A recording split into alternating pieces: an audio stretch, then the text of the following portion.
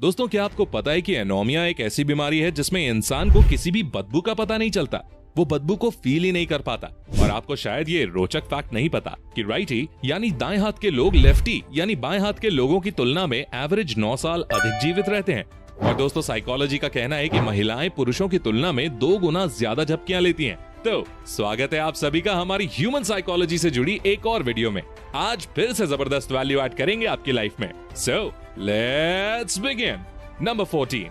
दोस्तों, आप जब दुखी होते हो या फिर आपका मूड बिल्कुल खराब होता है, तब आप क्या करते हो? साइकोलॉजी की एक स्टडी में पाया गया है कि ऐसी स्थिति में ज्यादातर लोग या तो चीजों को किसी के साथ शेयर कर देते हैं या फिर बस जैसे तैसे अपने अंदर दबा के रखते हैं और ओवर थिंकिंग करते हैं। लेकिन साइकोलॉजी का कहना है कि अगर आप ऐसी स्थिति में अच्छा महसूस करना चाहते हो तो 30 से 45 मिनट के लिए बिल्कुल खाली बैठ जाएं। ना ही फोन, ना किसी से बात करना, ना किसी और टाइप की ओवर थिंकिंग। बस शांति से खाली बैठ जाएं। आपको अच्छा लगने लगेगा क्योंकि इस स्टेट में आप अपने अंदर झांक के देख पाते हो। नंबर 13। इस फैक्ट में आप जानेंगे कि आजकल के फ्रेंडशिप रिश्ते कैसे शुरू होकर खत्म हो जाते हैं। छोटी सी बात से शुरू होते हैं आजकल के रिश्ते, यानी एक मैसेज या फिर 2 लफ्जों से शुरू होती है ये कहानी।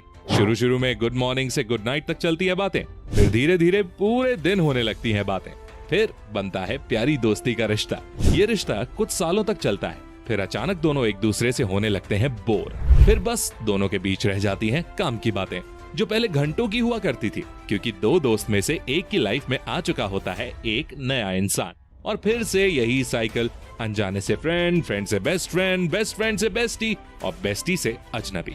बस यही चल रही है आजकल रिश्तों की साइकिल। इसी तरह घूम रहे हैं रिश्ते। नंबर 12। दोस्तों, अगर आपके मैसेज को सीन करके रिप्लाई ना करें या फिर आपको कोई इग्नोर करे तो आप क्या करते हैं? जो भी हो, अगर आपको कोई 1-2 बार इग्नोर करे तो आपको उसके पीछे नहीं पड़ना चाहिए। मैक्सिमम लोग परेशान हो जाते हैं और बार बार मैसेज या फोन करके ओवरथिंकिंग करते हैं, लेकिन आपको ऐसा नहीं करना है, क्योंकि अगर आप ऐसा करेंगे और उस इंसान ने आपको और इग्नोर किया तो आप पहले से ज्यादा दुखी हो जाएंगे और आपका सेल्फ एस्टीम यानी आत्मसम्मान भी कम हो जाएगा। नंबर 11। दोस्तों, मैक्सिमम लोगों को लगता है कि जो लोग मेल जोल नहीं करते या फिर लोगों के बीच में नहीं जाते और अकेले रहते हैं, वो एक्चुअल में बुरे या सोसाइटी से अलग थलग होते हैं। बट एक्चुअल में ऐसा नहीं है। साइकोलॉजी का कहना है कि ऐसे लोग सबसे ज्यादा लॉजिकल थिंकिंग वाले होते हैं, जिनको फालतू का ड्रामा करना, फेक स्माइल देना, फेक कॉम्प्लीमेंट देना बिल्कुल पसंद नहीं होता है। यानी ये नकली बनना बिल्कुल भी पसंद नहीं करते। इनकी फिलॉसफी होती है कि जैसे हो बिल्कुल वैसे ही शो करो। नंबर 10। दोस्तों, अगर कोई इंसान पॉपुलर नहीं है तो वो फेम के पीछे ज्यादा भागेगा, और वहीं दूसरी तरफ अगर वो फेमस हो भी जाता है तो वो प्राइवेसी चाहेगा, यानी वो चाहेगा कि वो ज्यादा लोगों की पहुंच में ना हो। इस तरह अगर कोई व्यक्ति सिंगल है तो वो रिलेशनशिप में पड़ना चाहेगा, और कोई अगर रिलेशनशिप में है तो वो ट्राई करेगा कि वो उससे बाहर निकल जाए। इस तरह बात ये है कि मिल गया वो मिट्टी है और नहीं मिला वो सोना। तो आपको आपकी लाइफ में जो भी चाहिए बेशक उसके लिए मेहनत करो, लेकिन उसे लेकर बिल्कुल ज्यादा सीरियस नहीं होना है और खुशी खुशी रहना है। नंबर 9। दोस्तों, ह्यूमन साइकोलॉजी का कहना है कि आपको किसी भी रिलेशनशिप या इंसान के लिए रोना नहीं चाहिए, क्योंकि जिसके लिए आपको रोना पड़े वो आपके लायक नहीं है, यानी वो आपको डिजर्व नहीं करता। और एक्चुअल में जो आपके लायक होगा वो आपको कभी रोने नहीं देगा। तो कभी भी किसी इंसान के लिए रोइए और सैड मत होइए, उसे खुशी खुशी जाने दीजिए। शुरू में मेंटल पेन होगा, लेकिन बाद में मेंटल पीस भी मिलेगा। नंबर 8। दोस्तों, लड़के लड़कियों की प्रेजेंस में ज्यादा सेंसिटिव होते हैं, जबकि लड़कियों को कोई ज्यादा फर्क नहीं पड़ता कि लड़के उनके आसपास हैं या नहीं। ये चीज आपने भी नोटिस की होगी कि जब कुछ लड़के एक जगह ग्रुप में होते हैं और कोई एक लड़की बाहर से एंट्री मारती है तो उनमें से ऑलमोस्ट सब अपने बाल, कपड़े वगैरह सही करने में लग जाते हैं, जबकि एक्चुअल में लड़की को किसी से फर्क ही नहीं पड़ रहा होता है। और इसी तरह कुछ लड़कियां एक जगह पर हों और कोई एक लड़का एंट्री मारे तो लड़कियों को कोई फर्क नहीं पड़ता। नंबर 7। दोस्तों, साइकोलॉजी का कहना है कि लड़के अपने मेल फ्रेंड्स के साथ बहुत ज्यादा खुले खुले रहते हैं और लड़कों को इससे कोई प्रॉब्लम नहीं होती, जबकि लड़कियों के केस में तो बिल्कुल उल्टा होता है। जैसे लड़के अपने फ्रेंड्स को कभी मजाक में मार भी देते हैं, गाली वगैरह भी देते रहते हैं, तो ये सब उनके लिए नॉर्मल है। लेकिन अगर आप लड़कियों में देखोगे तो वो ऐसी हरकतें बिल्कुल नहीं करती एक दूसरे के साथ। वो कंफर्टेबल रहना ज्यादा पसंद करती हैं। नंबर 6। दोस्तों, साइकोलॉजी का कहना है कि एक इंसान को आप कितना ही कंफर्ट और कितनी ही सुख सुविधाएं क्यों ना दे दो, वो उसमें भी कोई ना कोई प्रॉब्लम या कमी ढूंढ ही लेगा।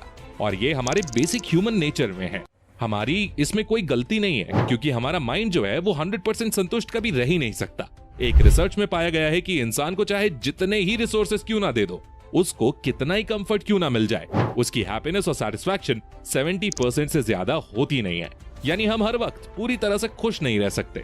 नंबर 5, दोस्तों लड़के लड़कियों के कंपैरिजन में पैसों को अच्छे से मैनेज करते हैं। एक सर्वे किया गया और उसमें पाया गया कि 58% लड़के दूसरों से पैसों को सही से यूज करने के बारे में बात करते हैं कि पैसों को कैसे सही से स्पेंड करना चाहिए। और दूसरे एक सर्वे के अकॉर्डिंग 45% लड़के यंग एज या बहुत कम एज से ही पैसों को सही से यूज करने को लेकर कॉन्फिडेंटली बात कर रहे थे।